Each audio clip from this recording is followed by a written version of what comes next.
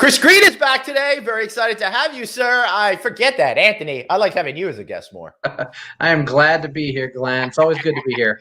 All right, we'll miss Anthony today, but we got Chris. We got an amazing show with Dan Cockerell, who's going to give us the keys to his kingdom by teaching us about culture. Let's get started.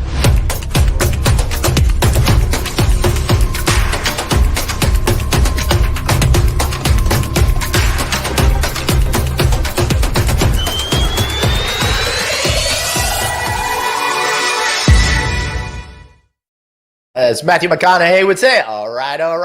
Welcome to No Vacancy Live with me, Glenn Houseman, and our special co-host today, Mr. Chris Green. Chris, hope all is doing well with you, sir. Yeah, we're doing great. I think I said a couple weeks ago when I was on momentum, even though momentum in business volume is not really accelerating right now, momentum in the industry is starting to turn back around. I mean, we've all kind of settled into this is the base. You know, when I was talking to the team this week, I said this is kind of the support range that we're on. And now we can start accelerating into the future. We have to. I mean, there's no other choice but to do that. So I'm seeing deal volume begin to pick up. People making calls about either getting projects back on task or making looking at management changes. So that's very good for the morale of the team just to see things moving forward. So yeah, I'm doing good. I just need, of course, Congress to get something done for all of us because it's the first was great, but now we need one more shot of it to get us through the winter, and then we should be fine. Yeah, I'll tell you what, I'm feeling the same way. I'm actually, we had a mental health show this week, and I feel like I'm focusing. I feel like I have a little PTSD right now because this crisis was so deep, so great, and now things are turning around. I'm feeling a lot of positive energy. I'm getting more advertisers now. Stuff really seems to be coming together. But oddly enough, it's really kind of freaking me out at the same time. Like, is this too good to be true? Should I believe it? I don't know. So I'm dealing with that psychology there and how to process all of that positive stuff that's happening now, which is strange. Glenn, I would encourage you to do, this is what we've been doing. We were trying to take the long view. I mean, we're always forecasting as hotel people, but, we were taking the long view. And what I was realizing was I was running into real difficulties taking a real long view is really taking things more on as they come basis. You know who you are as a industry personnel, and I know who we are as a management company, and we've done good things and we're going to continue doing good things. So let's believe in that, and let's just keep putting one foot in front of the other and moving forward and doing the right things and enjoying some positivity. Because honestly, if you look and go, wow, it's not going to be busy till April, that can be really defeating. And I don't want to sit in that. I want to sit in positivity. So yeah, I agree. And speaking of positivity, it looks like you're getting some new deals. You had that groundbreaking. I saw another hotel it looks like you just took over. So that's got to be very uplifting for you. It is, and it's great for our company and for our team, and it's kind of it's paying off what we decided to do about maintaining our corporate staff through the pandemic, right? So we're able to add new hotels and properties and give them the Chesapeake style service that we've always done. With the team in place, with a fully trained and fully Chesapeake-ized team, it's been beneficial. So, and more than that, I don't know if you saw the quote I had in the paper about the New Haven project, just the energy behind people still believe in hospitality. It's, it feels like it's just the end, and it's not. We're going to be great again, and it's going to be fun again, and we'll be back to doing what we do best. I sure hope so. And I made a comment on your LinkedIn page about that groundbreaking. I don't know if you saw my comment. I didn't realize it was that building. It was so iconic. I remember passing through there and, back in the day, seeing fish shows up in that town. That I love that building. The architecture is so cool. And I always said that'd make a really cool hotel. Now you're doing it. Yeah, it's a super, and honestly, the Becker & Becker, the firm that's doing it, the owner and developer firm, is, they are really going over the top on it. It's going to be the first net zero energy hotel in the U.S. It's going to be a passive house certified. It's going to be LEED Platinum certified. It's going to have solar canopies over the parking to drive energy savings. It's going to be an amazing project on top of being a historic and architecturally significant building. It's got a lot going for it. So yeah. But I noticed a architecturally significant building in your background. What's that all about? Yeah, let's take a look.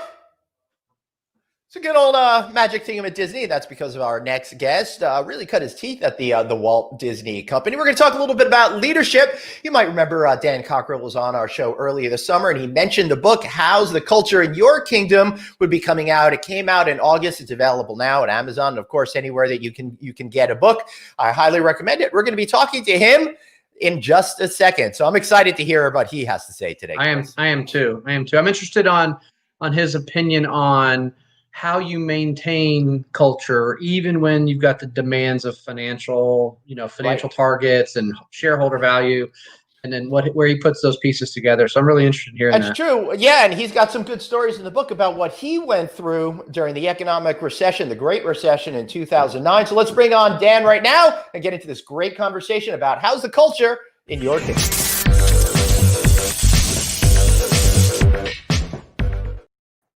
Dan Cockerell, welcome back, my friend. So good to see you. Hey, guys. How are you? Good. Doing so great. Excited to have you. All right, so everybody out there, I was lucky enough to get a copy of this book ahead of time. I just started reading it about more than halfway through, 60% of the way through. And I'm pissed that you're on today because I wish I could have finished it. It is so good. I'm learning a lot. Stuff that I was already thinking in here is being reinforced and giving me confidence I've been making the right decisions. And it's just such a wholly different way of looking at leadership than any book I've ever seen on the market before. I highly recommend this again to everybody. Congratulations, Dan. What great stuff. I appreciate that, Glenn. Thanks very much. It was a lot of work. I bet. The problem is you make it look so freaking easy because it's so clear and concise and well written in language that we could all understand, that all you want to do is keep, turning the pages of that book to get through it. So again, congratulations on creating How's the Culture in Your Kingdom. I guess the best place to start is, where did the idea come from? What were you thinking when you sat down to face the challenge of putting pen to paper to write a book? Yeah, it was unimaginable that I would be able to write a book. And I talked to a few publishers, and I talked to a few people, and I ended with a guy named Nick Pavlidis, who works closely with a lot of authors. And he said, "Look, I can either interview you and write it for you and charge you a whole bunch of money, or I can you can write it and I'll help you edit it, and you can pay me some money, or you can self-publish and not sell any books." So I said, "All right, I'll take option B." It's all about placement. And so after I left Disney, I was there 26 years. So I kind of half joke, you're kind of institutionalized. You don't know if you can make it on the outside.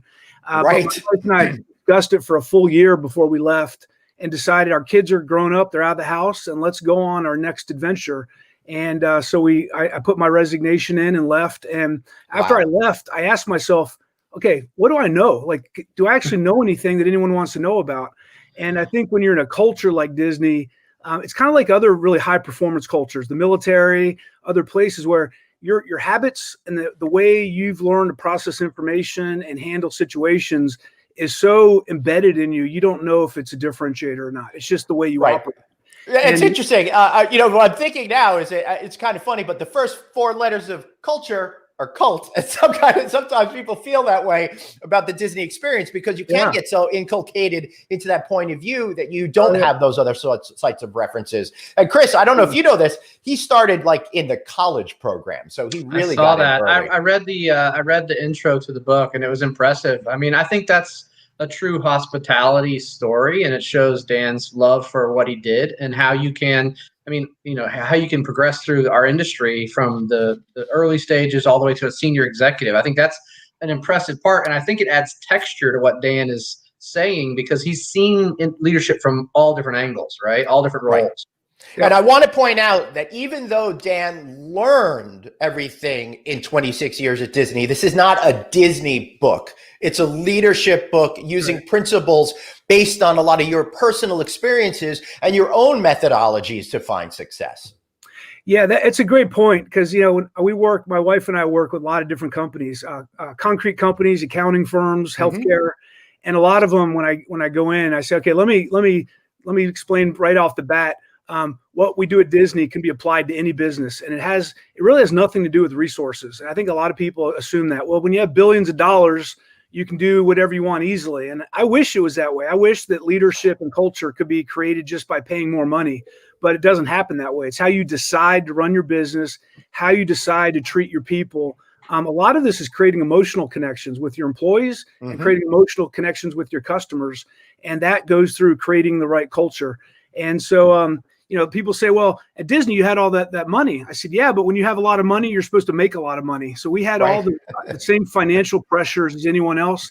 We had quarterly earnings we had to hit.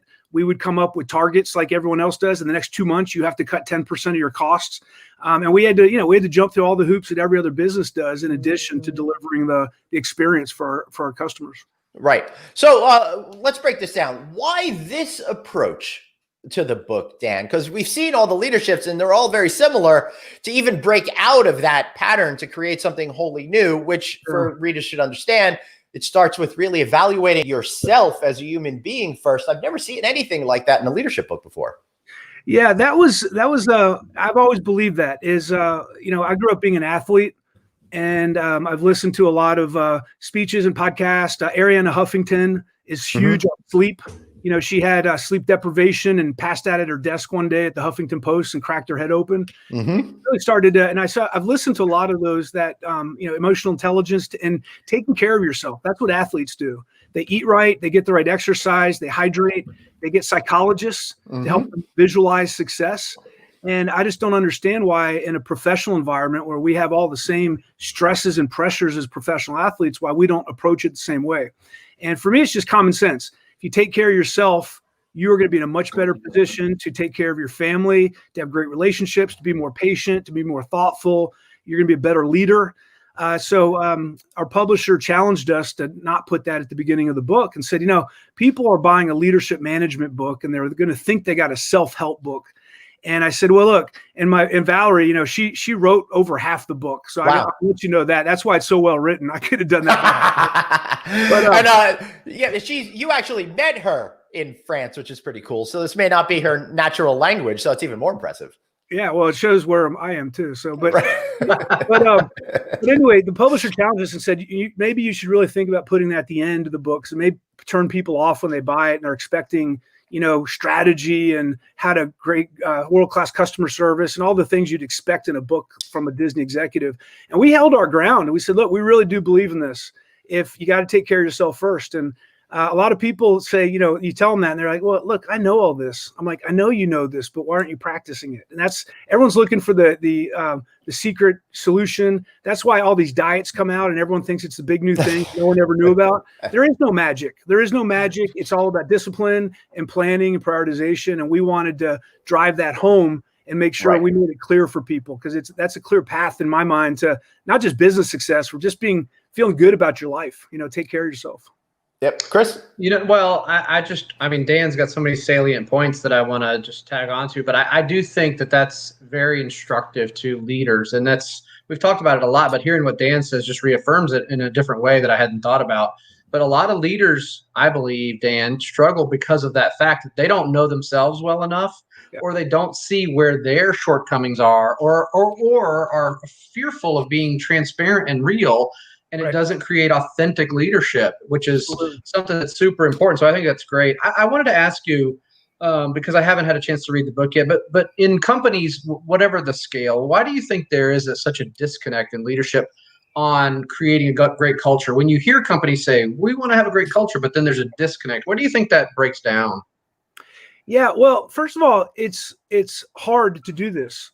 We can go ahead and raise the prices on turkey legs and it'll help us meet our financial goals. Those are easy decisions to make. The hard decisions to make are holding people accountable on how much they're out with their people.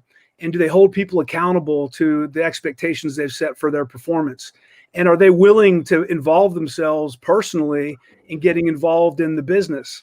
And are they willing to really be transparent on their expectations of their employees? And are they really willing to hire the right people and make those tough decisions? Something my dad talks about is hire slowly and fire fast. And a lot of companies just don't have the discipline to do that. And so I think that at Disney, one of the things that we're held accountable to, it's called the accountability matrix. And basically, you're expected to exceed in getting your results, but you're also expected to exceed in the way you get those results with the right leadership behaviors. And often the way you get the results is more important than how you got the results, and vice versa. And so when you hold people accountable to their behaviors and the results, it's a lot harder to get business done, but it brings sustainable success because you're investing in the culture. Just makes everything better. People are more creative. They trust the organization more. They're more motivated. They know more clearly what their role is. And so we call it the value chain. The outcome of any organization is to have sustainable results. Well, in order to do that, you have to deliver excellent results, and your customers need to highly recommend your business and be highly willing to come back again. In order to do that, all your employees, your front desk, your parking lot, whatever your employees are at your call center, they are the ones interacting with your customers every day, and they are the face of your company.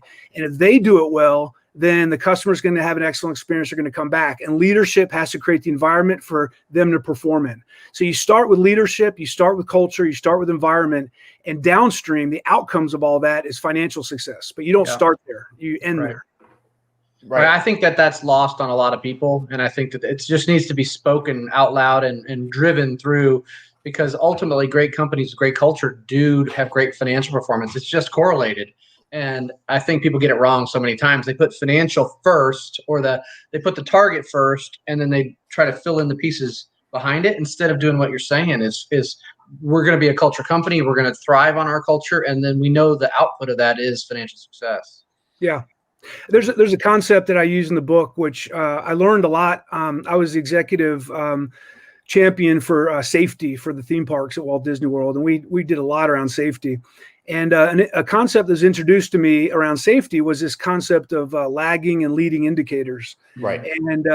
And it's such a logical thing, but a lot of companies, if you talk about safety, they focus on how many accidents they focus on lost time.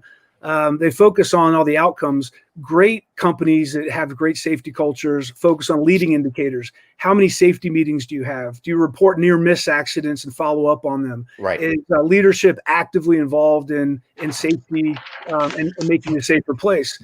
Because you can focus on the financial results or the safety results all day long. You can't change them by focusing on them. You can only focus on the leading indicators that created those results. And to your point, it takes time. Culture grows slowly and it declines slowly. And a lot of people just aren't in it for the long haul to believe that that's the way to run a company.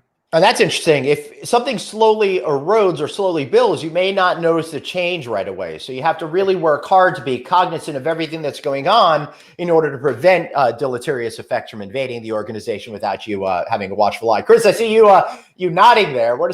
What kind of strategy do you have to make sure that doesn't happen? Well, I mean, it's in the hire slowly process, right? I mean, we're very, very careful who we hire at Chesapeake to make sure that there's a cultural alignment that, and we have seen when we brought experts from other maybe third-party managers that maybe have had a different, as Dan called it, institutionalization in their prior engagement. They struggle to put the pieces in order of how we like them at Chesapeake, which are very similar to what Dan's talking about. People first, culture first, great environment, great training, great leadership, and then financial performance. And so sometimes when those get out of line, it just doesn't work. It's interesting how the fit, they just can't seem to get the pieces together of the cogs to understand how we're doing it. So we spend a ton of time making sure there's a cultural fit, that there's a personal understanding of our core values in the beginning, that honesty and integrity and humility matter more than anything else, and that we're going to live those out, and that they have that same core belief system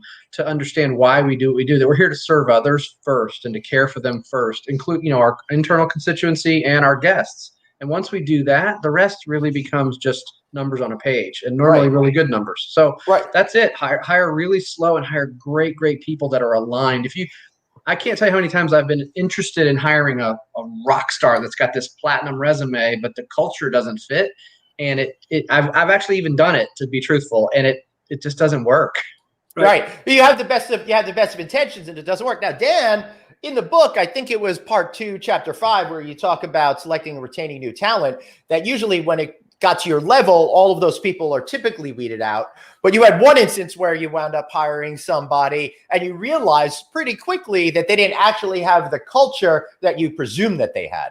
Yeah. that was actually I was kind of his mentor. He had been hired, and he was one of my peers, and he had come from outside the company. And I remember, I was talking. I spent time with him, and I was spending time with his team, his direct reports, because coming into Disney at that level is really hard. That's why a lot of our executives have worked in frontline roles, because they understand. They have but there's a lot of landmines in a really strong culture. Things you don't say, things you don't do. And he had come from outside and gotten through the interview process. And the thing that was the final straw, we knew it wasn't working out, but one of his managers came to me and said, Dan, I think we have a problem. And I said, what? And he said, well, my boss, your mentee, showed me a picture of a poster of the Lion King. And he pointed to it. He said, you see up here, the Lion King? And the manager said, yeah. He said, that's me. See all the animals down here? That's you. It's the chain of command. I'm the king here, and you're further down the food chain, and that's how it's going to work. And as soon as I heard that, I said, Houston, we have a problem. Right. Apparently, also never saw the movie, as you point out in the book. There you go. And the thing was, here's the thing, and I think Chris is right on. It doesn't mean he was very, very technically competent. He had a great resume. And there's no doubt in my mind that when he left Disney, he went out and got a great job and was probably really successful wherever he was, if he got into a culture that valued how he got his work done. Right. So this is not about good or bad. This is just about, are you a good fit? And people ask me, how do you build culture at Disney? I say, well, we stack the deck. We hire people that like service. We hire people who like working on teams. We hire people who are basically happy people. Now, we don't get it right every time, but when you hire the right people, it's like, that's 90% of the job right there, just selecting the right people. And in leadership, we all think we're supposed to hire anybody and then do employee engagement and motivate them and try to get them to like the job. And, if you hire the right people, you don't have to spend any time getting them to be excited about the job. You hired someone that has a great attitude and they're just going to kill it. The main thing you can do is just get out of their way. But once again, they're in short supply. So that's right. All right. So I got two questions that are kind of complementary to each other that I'd love for you to answer. The first part is, there is some thought about bringing people who don't fit the culture because they bring unique viewpoints. Thoughts on that? And then also, do you find bringing in someone who goes against the grain a little bit can actually create enrichment to your culture? Absolutely. So to your point is, you have to believe in what the company's doing. So when we talk about values, a lot of companies, it's a poster on the wall, and you tell people, what are the values of your company? And they say, well, I don't know. There's something about honesty, and we're supposed to be good people, and no one knows. But I don't care if people know what the values are. All I want to know is they know how to behave, because values on their own mean nothing. But when you behave in a certain way, you bring values to life. So if you respect people, you're going to see that in your values. You're going to see, shaking hands with people, greeting them no matter what their position is, returning their calls, being out in the operation with them. So I do a lot of that in the book. I say, a lot of your leadership philosophy doesn't mean much unless you take action, because actions are actually what you trust and believe on. So I think to his question, you absolutely should bring people in with different points of view and different backgrounds and different beliefs. They have to be aligned with the culture and the values of the company. Otherwise, it's going to be too much. But we did not do a good job at Disney bringing people externally. We would basically hire them and tell them, we're hiring you because of your unique background, and we really want you to look and tell us what we don't know because you have a different point of view. Then they would get to Disney and they'd start to do that. And then we would just sort of grind them into submission until they did everything the Disney way. And then we didn't have that value anymore. So you have to, it's hard. It is hard, because when you have a strong culture, that's the way you do business. And it's hard to listen to change to how to do things, but only companies that can do that are going to thrive and continue. Because if you hold on to everything you ever have and don't want to learn anything new, you will become outdated and irrelevant. So it's certainly a line to walk. And I have a concept I talk about often around the difference between problems and dilemmas. And I used to treat everything like a problem. I'm an operations guy. Everything has a solution, and you can fix it, put it on the shelf, and move on to the next problem. My wife would say you're thinking too much like a man. Yeah. What I concluded probably 15 years ago when I heard this concept was, the most important issues in our lives we're dealing with are not problems. They're dilemmas. They can't be solved. They can only be managed. Being married, raising kids, holding people accountable. Am I coming on too hard, too soft? What's the right way to do this? And so dilemmas are managed. And so when you can get into that, and that's the same with culture. What are we willing to change to get better and remain relevant? And what do we want to hold on to that's a tradition and is part of our brand? And it happens slowly sometimes, and slowly you make mistakes. For years at Disney, we couldn't have anyone working with facial hair because we're a clean cut culture, and that's the way it is. And ironically, Walt Disney had a mustache. I still haven't figured that one out. Yeah. There's also a tattoo issue too, right? No visible tattoos. Yeah. So one day someone said, you know what? Is this really an issue? Do really guests really have an issue with people having a beard or a mustache, or is that our problem? And we started to do research and focus groups. Guests didn't care about it. And we were not hiring a lot of really talented people because they weren't going to shave their mustache. And we changed it, and no damage done. And so it took us a while to get over it. Visible tattoos still are not allowed if you work in the parks at Walt Disney World or in the Walt Disney parks. That may change eventually, but it's a slow moving dilemma. And we want to make sure we're balancing what we value from the past in our brand versus what we need to be doing in the future. And it's hard to do. And people ask me, how do you know if you have a diverse enough team? And I said, if you have people on your team that aren't asking you difficult questions, aren't pushing back against you, and aren't asking questions that surprise you, your team is not diverse enough. So you got to go get some people that act different than you, look different than you, think different than you. And if you do that, it makes doing business much harder. They're considered sort of problem children, but they will make you better. And we always want to get people that look like us and talk like us. It's more fun to deal with people like that. But if you really want to push your business forward, you're going to find different thinkers. Right. You mentioned in the book about token diversity as well, just having that one person who fits those categories and then not necessarily paying attention to them. But Chris, what are you thinking? Well, I mean, I agree. And I think that, quite frankly, one of the hallmarks of a great culture is its openness. I mean, great cultures, you can have clearly defined measures that who you are on, like I said, for us, honesty, integrity, humility, and possibility. But you have to be open to hearing, and that's what defines a great culture is. A great culture is a one where people are allowed to be curious, to be thoughtful, to be entrepreneurial within what I call the framework or the riverbanks of your broader culture. You want free thinkers inside of there. You want people challenging the norms, or else you're going to become stagnant. Now, I will say, if you have a great thing going, you want people that are aligned with the mission of the company and understand what you're trying to provide and where you fit in the marketplace. Because if you have someone come in that's completely diametrically opposed to what you're doing, I don't see how that's beneficial to the operation in any form, even as a dissenting opinion. I think you need somebody that wants to be with you, but may have a different viewpoint on how you deliver it. And that's all great. So, yeah. All right.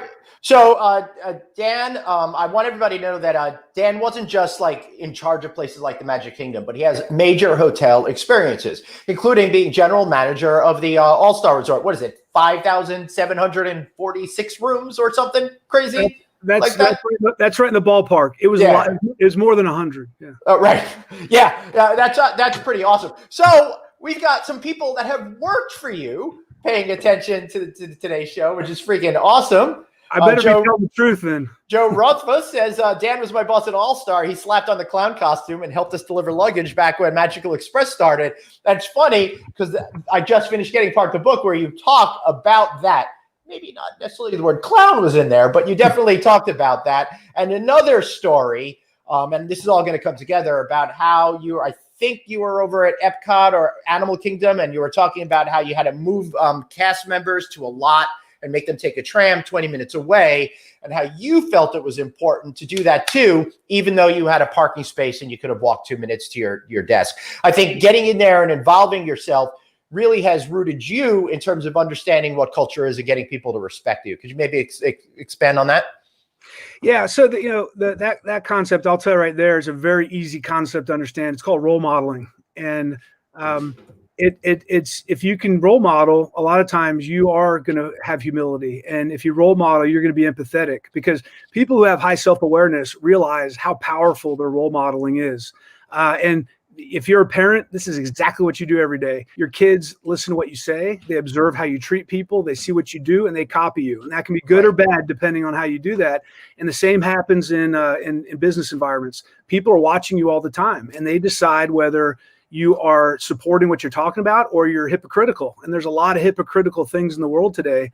And so you have to be very cognizant of that. So yeah, during our peak season, we didn't have enough room at Disney's Hollywood Studios for our guest parking because it was a peak period. And so we had to park all our employees at Epcot, their parking lot. They had a big parking lot. Wow. And it's a pain because you got to go park at Epcot, then take a bus shuttle. And we added like 40 minutes to their day just to get to work. And I decided that I was going to ride the bus every day, and my executive team was going to ride the bus every day. And, some people would say, Dan, that's nice, but what you're being paid per hour is pretty expensive. And so why would you not use your time to its best, highest use? And the bottom line for me it was twofold. One was, if I'm willing to have everyone else have to get in early and get there, it seems fair that I should put myself in that same situation. Secondly, I knew people were going to call me and complain about it, because I was pretty accessible. And people would call me and, Dan, what's up with this thing? The union would call me. This is not acceptable. So I wanted to be able to be able to talk freely. And so when people came and called me and said, Dan, this park, I got to leave early and I'm hit traffic and I get home later now and I have another job. And I told them, look, I get you. I have to get up early also and come to I-4 because I've been parking out there and I know the buses were running slow yesterday. So I added some buses to make sure we can get in faster. And they're like, what do you mean? I said, well, I take that bus too. Well, why? Because I want to know how hard it is for you all and how much a pain it is. And so they didn't like say, well, thank you, then I don't mind anymore. But at least they're like, it helps people to go, all right, so you understand what I'm going through here and you're not up in your ivory tower. And that's right. The idea people have, the stereotype people have. So you got to break the stereotypes. Right. Just another quiver, another arrow in your quiver to get people to want to respect you, to want to listen to you. Chris, what do you think of that approach? No, I'm just going to tell Dan that this is my comment. That very well may have been your highest and best use, quite frankly, the leadership that you show. I mean, but then again, another comment from an executive shows a different mindset different than what you have about leadership. I mean, I totally understand where you're coming from and being with your team. So that very well could have been your highest and best use, that hour on the bus. So. Yeah, I agree. Yeah, and Dan also made a great point in the book about how you are always being watched, and using an example of going to a restaurant and having a situation. You were crabby that day, but at the same time, you tried to go out of your way to be polite, and it turned out that the person you were dealing with was a parent of somebody that works for you. Yeah, right. Yeah, we if you're one person dramatically different at work than you are outside, it's not good because you can't have those moments because you are when you're an executive role in a big company, you are a celebrity, and people see you and they see you in the community. And that was a moment where I could have complained about you didn't give me the right bagel, and I'm in a hurry and I have to go. But I'm not perfect. I've been short with people before, and I've been rude with people, and in that moment I handled it the right way. And the lady said, I know who you are, and my son said. He loves working for you. Thanks for being so understanding. And I kind of wiped my brow and said, man, I'm glad I wasn't a jerk today because that would have gotten back. Yeah. Yeah. And we all are. All right. I would love to keep talking about the book, but we're getting such great questions here. Guys, go buy the book. Do all that. Read the book. You're going to learn a lot. But let's get to a couple more. Buy two. Yeah, buy two of them. One for you, one for yourself, one for a neighbor. All right. Dan and Chris, what do you think about pre-employment tests such as cognitive aptitude, personality, and achievement type of tests? Dan? Go ahead, Dan. No, go ahead, Dan. Okay. Yeah, those are Valerie and I. We do a lot of work around those. Disney we used back in the 90s, and we still use a lot of their work is the Gallup organization, and they are very. Thanks, Maritza. Thanks for buying. Yeah. So they're very big on right fit talent, and so this idea that you can ask people questions. And start to figure out what their natural talents, skills, and strengths are and passions. And so we did that at Disney. We'd ask people questions. One of the questions I asked people, for example, is how comfortable or how much do you like working independently? That doesn't sound like a really trick question, but if people said I'm highly independent, I said Disney may not be a good place for you because no one works independently. Get the strength finders is something that I really love. I use that. There's 34 strengths that they identify once you do the survey, and they tell you your top 5. And basically what I got out of that was, and I already knew this, but my top 5 had to do with people.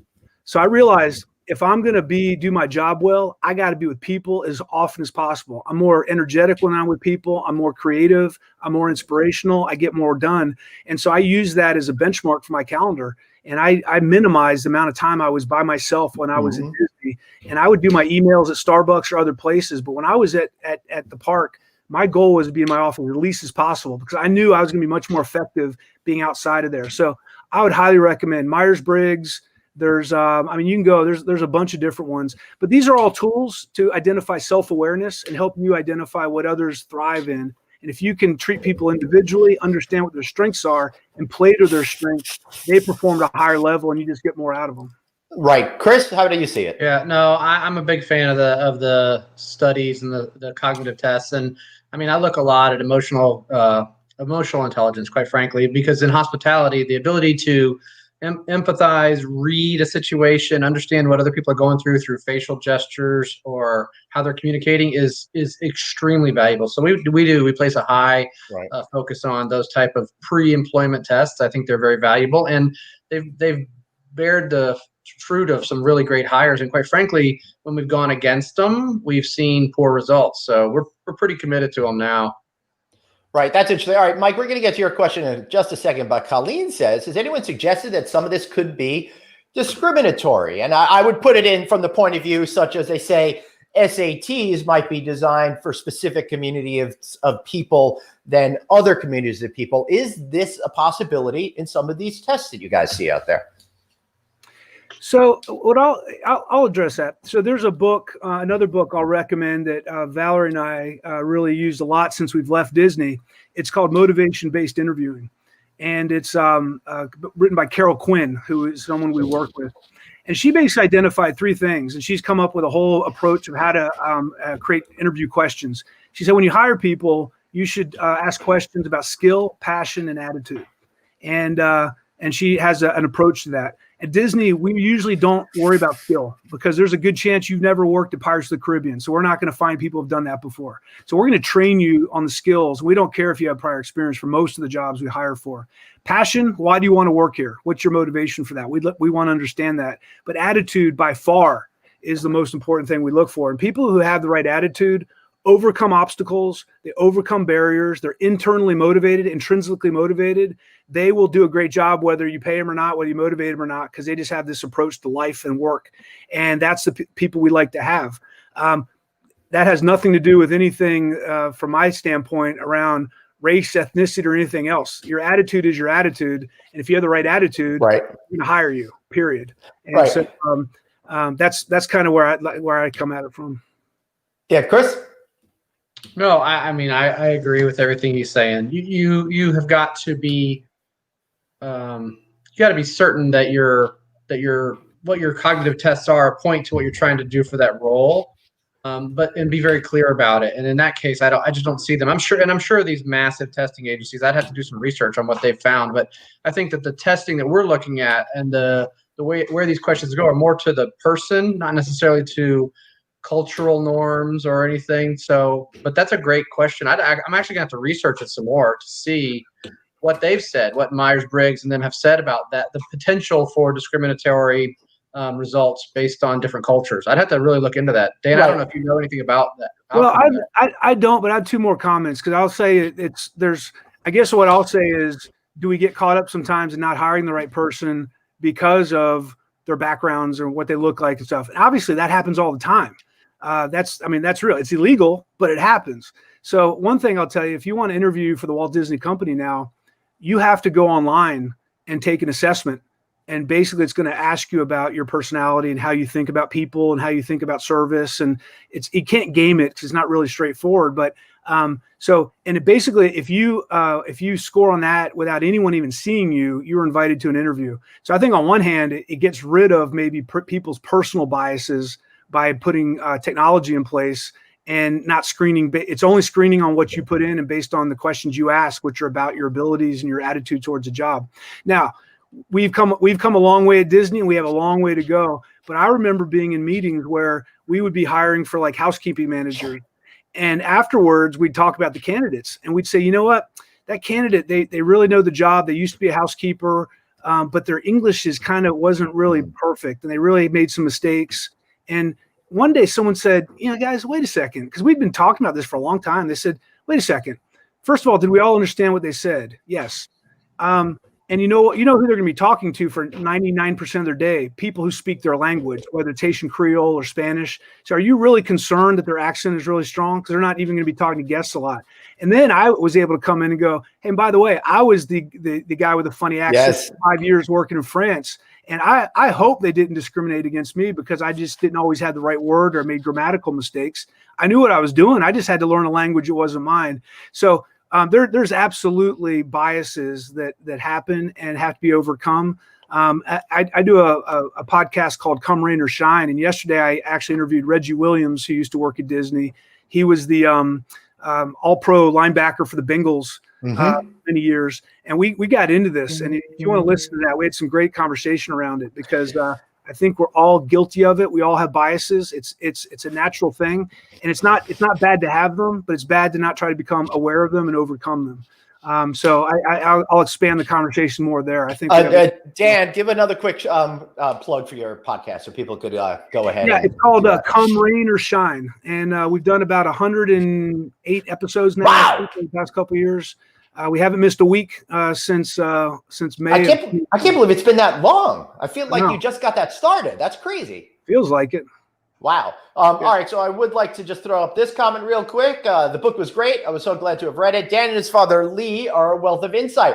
As a matter of fact, I got to know Dan because I reached out to Lee to try to get him to do an interview once when he had a new book coming out. He goes, forget about me. You got to talk to Dan. He's got it. So that's how this love affair started. And I found you. So going back to some of the questions out there that we have right now. Currently, my company is in a situation where 20% of the team is doing 80% of the work. I think we've all heard that story before, right? The slackers fit the culture, but motivating them can be a challenge. Would we be better off in offering incentives or replacing them? How do you wed your way through such a thicket there? You want to take a crack at that, Chris?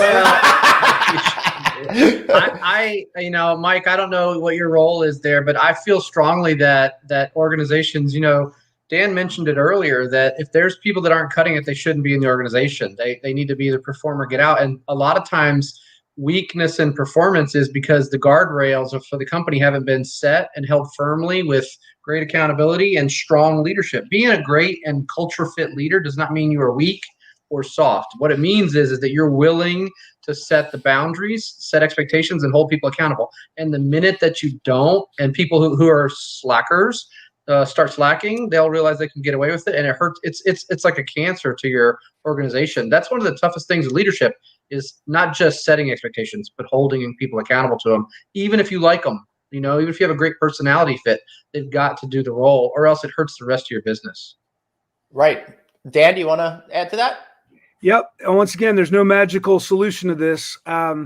If you're allowing that group, that they're not pulling their weight or they're not meeting the expectations. What I'll say is, if you set clear expectations for them on what they need to be achieving, and they're not achieving those, and you're not having good discussions on how they're going to improve, then this is now your fault. Mm-hmm. So I'll just use an example, because I know a lot of people say, well, it's hard to measure expectations, because a lot of times what we try to measure is your ability to partner or your communication skills or your attitude. And so at Disney, we don't, when I'm evaluating someone's performance, I don't evaluate their attitude. I evaluate their behaviors, which is every time I ask if someone wants to take on a new project, you always say yes. And whenever I'm out in the park walking around, all your employees tell me about how much you're out there and how engaged you are and how much you follow up with them. And I get more guest letters about you than I do anybody else. That's the evidence of them performing. And so that sets the bar. And I use that bar to set for everybody else. And a lot of times people we settle for good performance. And if you settle for good performance, you'll get good performance, but good doesn't cut it in the really competitive world we're in. And so You got to reset your own bar, almost sometimes be a little unrealistic and push people. And once again, if you hire the right people, you're not going to push anyone. They just get it done. But you're going to have to find a way to find the balance between your ability to hold people accountable and what the what reasonable expectations are. But your expectations have to result in excellent service to your customers, because that's the only way your business is going to grow, is them coming back again and again and recommending you. So in the book, once again, I have a whole memo you can click on. It's called Dan's Operating Practices and Priorities. And I gave every team I ever worked with, my direct reports, I gave them a 5-page memo. I said, look, I don't know you, and I have a lot to learn, but I want to give you my operating instructions. This is how I think about performance. This is how I think about balance. This is how I think about communication. And if you meet these expectations, you're going to do great, because they're pretty high. And then I could talk to people about their behaviors when I sat down with them, and it was easy. I'd say, I asked you all to constantly to be in your operations 20% of the time. Show me your calendar. Are you in your operation 20% of the time? And at first, people thought I was just saying it, and then they realized I was serious. And then, but you have to you're always pushing, you're always talking to people, you're reinforcing behaviors to get the good stuff to keep happening. And you have to have that coaching and accountability to get people and light a little fire into them. And that's a good thing. Playing sports, you're always getting a fire lit under you to perform better, and you respond. And once again, if you do it right in your companies, it's a very motivational thing to happen. That's excellent. All right, we've only got a few minutes left before I know Chris has got to go back to being a big time CEO and stuff over there. So I got to ask you this last part. We talk about culture, we talk about corporate culture, but one of the things that you discuss, which I found fascinating in this book, is when you're actually physically dealing with other cultures. Now, I've only been in France for about 6-7 days of my entire life, but the cultural differences were obvious. They weren't responding to me when I smiled to them on the street and did my New York, hey, how you doing, right? They just looked at me blank-faced like I was crazy. It's not that they were rude. It's just that they have a different culture. And we can bring our Americanness places. So what have you learned in your life about dealing with other cultures and how they're not right or wrong? It's just their culture. Absolutely. So, my wife is from France. And so we spent our 27 years of being married talking about this, because I learned a lot in France about how to get along there and interact. And she's lived in the United States longer than she's lived in France for her life. Mm-hmm. And we have some really interesting conversations. And I learned things in France, for example, recognition from a leadership point of view. Public recognition in France, stereotypically, is not a good thing to do, because people, when you call out individuals, they sort of get alienated from the group because they look like they're trying to be better than everybody else. And that's just not really a good place to be. So when you recognize people, generally in France or Europe, it's one-on-one. It's subtle. It's one-on-one. They love to know that they're doing a great job, but don't put them up in front of a group. And I did that a couple times and really got some backlash from that. Now, stereotypically, once again, stereotypes are not 100% true, but you come to the United States. There's a reason they exist, though. Well, yeah. And stereotypically in the U.S., you ask someone how they want to be recognized. Typically, they're going to say, well, just thank me. But if you really want to know, I want to, get behind a podium. I want you to make a speech about me and have my family there and have all my coworkers there, because our culture is celebrating individual achievement. That's right. And that's normal. It's not good, or it's not better or worse. It's different. I learned in France that, you don't sit down with someone and just start asking them about their family, and they're not going to share much with you. And, United States, stereotypically, by the time at the end of dinner at, Fridays, the uncle's name and the aunt's name of your server and their address, and they've invited you over for their birthday party next week. And it's a whole nother thing. So I learned a lot along the way in France I thought once I learned the language, I would be okay. Right. And I'm set, but that's just the tip of the iceberg. People just see things differently. They call American, les grands enfants, big kids, because we just smile, we're goofy, we do crazy stuff. And that's just, so anyway, it's much different. The way proximity. I learned in France, if you leave space in line, people are going to step in front of you. And for a long time, I'm like, a little road rage. I'm like, what's up with this? You step in line at the supermarket, you cut in front of me in traffic. And I just learned you just are more aggressive there. And it's just, It's not, no one's offended by it. So when I got back to the US, I was the first couple months, and I'd be at an ATM behind this lady. And she turns around afterwards. What, are you going to rob me now? Right. How close I was standing, because you just start to act like the environment you're in. And so it was fascinating to see all these and all the mistakes you make and all the little, the gaps you make. But once you build relationships with people, they forgive you because they know you're still learning stuff. But it's great. And my wife and I, like you said, it's like most things. The more we travel, the more we realize how little we know about the world. and we want to see more, and we want to see all these cultures and how they think about things, because it really makes you more self-aware and just smarter. I think all Americans should be forced to travel more, or at least what I said when I used to live in Brooklyn, force them to take the subway with me every single day. It's eye-opening. It breaks down barriers between cultures. It makes us realize that we're all essentially the same, even if we look and act differently. Now, Chris, I know you have to go. How about some final quick thoughts from you? And then I'll wrap up with Dan after that. Okay. No, I thought it was great. I was honored to be on here with Dan and hear what he had to say. I believe in everything he's saying, and I think, I actually just ordered my copy here on Amazon. I'll be here tomorrow, so I love that. I look forward to reading it and likely sharing it out with our team, because leadership books all provide value, especially when they're written by people who have been in the trenches and have done the job. So I was honored to do that. I think it's the only way we can drive business forward, that we need to have people that understand what we're doing. At least it's the only way I'm going to do business for the rest of my career. And the last thing, Glenn, is, what was that term, Dan, for the Americans? L'enfant? Les grands enfants. That's your new nickname, Glenn. So I like it a lot. So I got to go, but thank you all for having all right, brother. All right, see you, Chris. Take care. Oh my God, that was pretty funny. Dan, this is a great conversation. But what I really love about your book, and I said it to you before we went on air, is that not only do you have great stories, which I think helps you connect with the readers a lot more, but at the end you have this fast track to results section for each of the chapters. It's a great refresher, and I think really gives people those actionable insights that they need to stay on track. Yeah, it's there's an accountability, and even keynote speeches, I go and people want to be inspired and they want to hear entertained and hear great stories. But I'm a big believer also in, you have to take action. So I always challenge audiences saying, look, you heard me today. I hope you enjoyed my stories.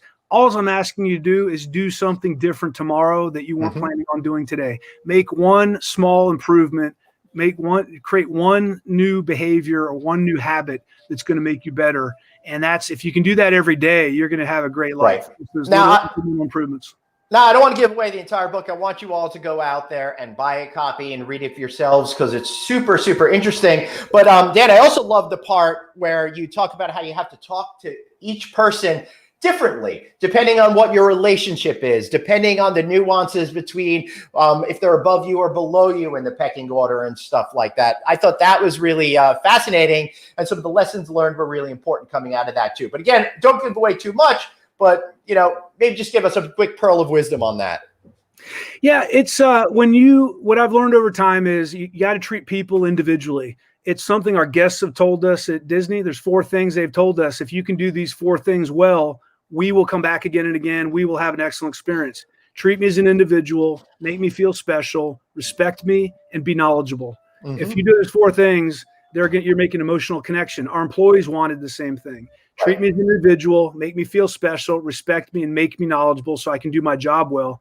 And if you treat everyone the same, they'll know it's the same. And if you build a relationship with individuals, I like to say it greases the tracks. It helps misunderstandings get over faster. Right. You're more likely to forgive them when they do something wrong, and they forgive you when you do something wrong. You can tell them exactly what you're thinking because you've formed a relationship with them. And when you have a relationship, it just makes everything easier. So it's a lot of work and a lot of focus to treat people individually, because when you have lots of direct reports and a big team, but if you really, once again, if you want to get the best out of everything, you have to role model that you want to deal with people individually. And it's don't have people treated like a number. And 12,000 people worked at Magic Kingdom. My goal was to make sure every single one of them knew how important they were. And it's not easy, but that's how you create great experiences for them and for the guests that visit. Yeah. Now, you've made a lot of great friendships over there, and we're going through a really super difficult time. The company just announced 28,000 layoffs in the last week. That's got to hurt you on a personal level, besides being on a professional level. How's everybody processing it? What are some of your friends and former colleagues sharing with you? Yeah, it's tough. I've been actually, my dad and I did and my wife did a webinar a few days ago for cast members. We said, look, we don't work for the company anymore, but we know about life after Disney. And, I had a year to think about it. They had a day to think about it before they were given the news. So we've been talking to a lot of the employees there. and telling them, look, life will go on. You all have more value than you know. And it's not skills and technical value. You all know what great customer service looks like, and you know what positivity looks like, and you know how to work on teams, and you know what structure means. And so a lot of them, we're trying to just talk them through it. It's not, I think that the toughest thing about Disney is it's such a strong culture. People aren't worried about not being able to get a job in the future. It's just having that connectivity to that culture and that community is just really upsetting, and it's very emotional. And we've just told people, you got to move forward. Go ahead and grieve, be upset, and then pick yourself up, get your swagger on, and go out and tell people, you know what, I got laid off. And laid off is not it's not a shame. I told people the biggest thing you're gonna have to overcome is your pride and your ego, because you're embarrassed. You don't want to tell people you failed because you've been in a company that really has you, striving for excellence every day. Go tell people you got laid off and you are a high quality candidate and they should hire you. And we've been pushing all these. There's a huge treasure trove of incredibly talented leaders from many different lines of business. And I'm trying to connect them with other companies because they will be people love to get them on their teams. But it's huge. It's unprecedented. And because Disney is so insulated, a lot of people have never had to think about the real world. Right. And so we're helping them try to make that transition and give them the confidence to move forward.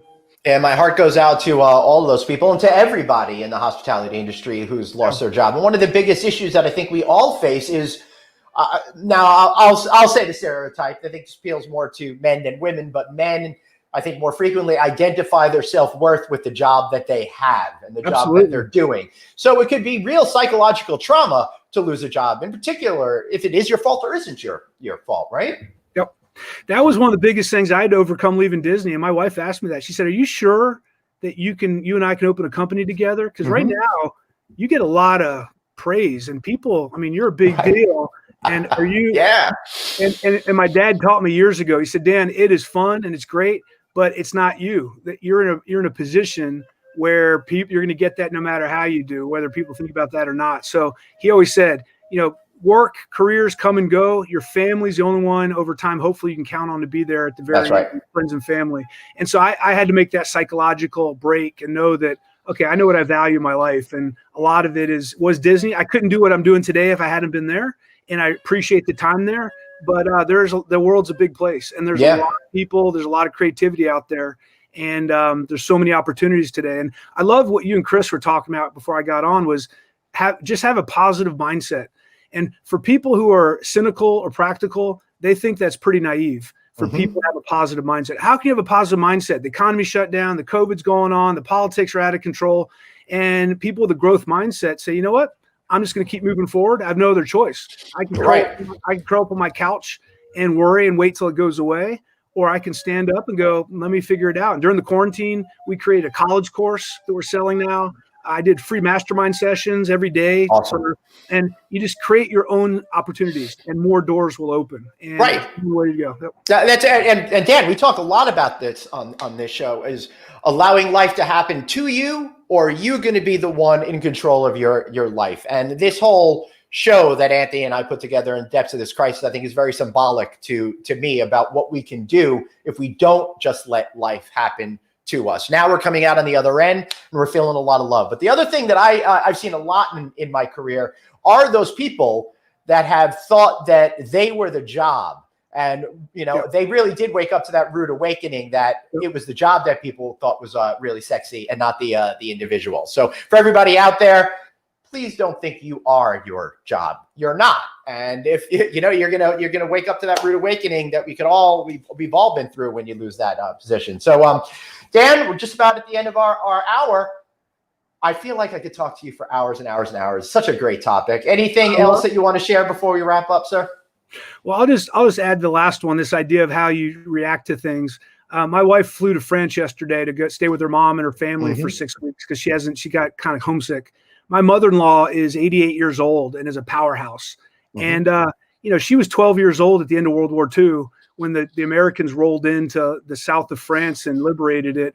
And, she was on rations during the war. So when COVID hit, like I told my wife, your mom said, hey, COVID, hold my beer. And she just started making masks with a sewing machine. She's like, I've seen worse, and you move on. And so if, her 88-year-old mother-in-law can thrive in this, we all can. So just keep, like I said, keep a positive mindset and connect with people. These kind of podcasts and talking and hearing and exchanging ideas really is very therapeutic, and it'll help you reconnect with reality.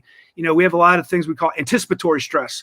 We get stressed about things in the future that may or may not come true that we have no control over. And the more we can stay grounded and connect with people, the more we're going to handle what's going on right now. So this is a great show, Glenn. I really appreciate you having me and sharing thoughts. And thank you. The audience is very interactive. I love that. It's really super. And I'll tell you, we feel so incredibly blessed that we've been able to put together this community, and everybody is really so highly engaged. And we really couldn't do it without you out there watching us every single day. So I really appreciate it. So Dan, of course I would be remiss if I didn't ask you one more Disney related question. Maybe it's 2 in 1. What's your favorite ride? And what are you most excited about in terms of any future plans that they still may be going forward with? Yeah. So my wife and I love Rock and Roller Coaster. Yeah.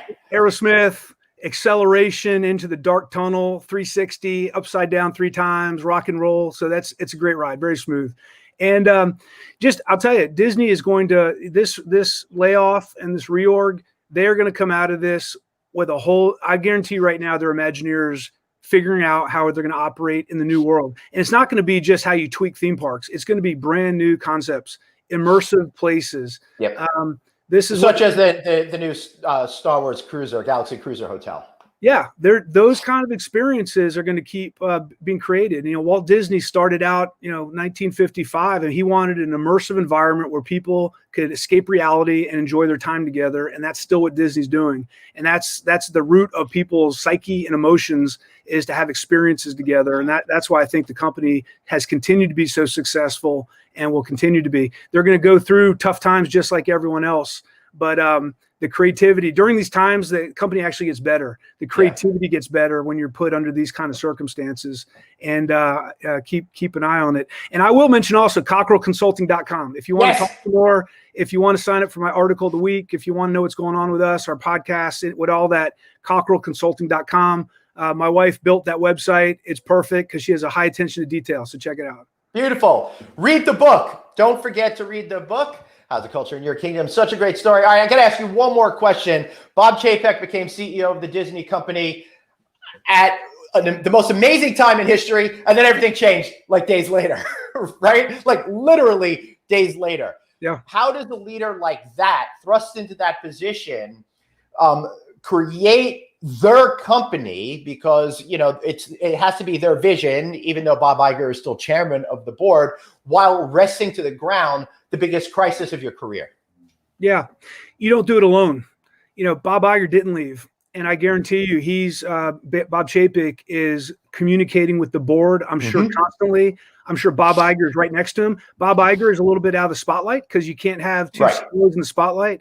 But I guarantee you right now, he's getting advice from our security team. Pam Heimel is the chief medical officer of the Walt Disney Company. There are some very talented people, and they are meeting constantly, giving him counsel. At the end of the day, he's on the hook to make the decisions, and that's why he gets the big money. But he'll be listening to everybody and working through it, and that's what great companies do. There's an African proverb I use often: if you want to go fast, go alone, and if you want to go far, you go together. And if he continues just to make sure he's listening to everybody, he'll weather this. Let's just like Bob Iger did. Yeah, beautiful. I think that's perfect words to leave it on. Again, guys, read the book, Cockerell Consulting. Thank you so much, Dan. I really appreciate you being here. Thank you. Take care, everybody. Really appreciate it. And thanks, everybody. Wow, what a great show. Love myself some Dan Cockerell. I really appreciate it. I'll wrap this up real quick. Don't forget, subscribe to our newsletter. Text the word hotel to 66866. Go check out Hospitality Success for Anthony. Listen to our audio podcast feed on iTunes and all that good kind of stuff. Thank you so much, guys, and we'll see you right back here next week. And remember,